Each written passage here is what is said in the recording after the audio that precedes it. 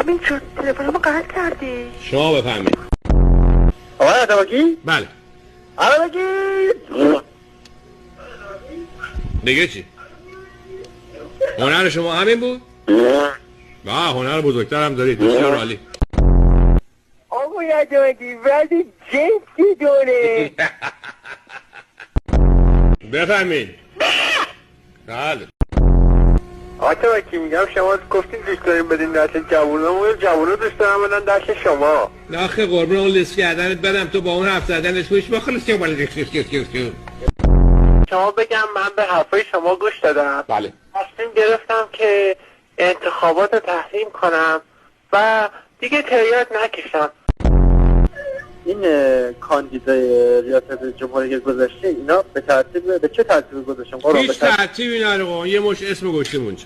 به ترتیب خریه؟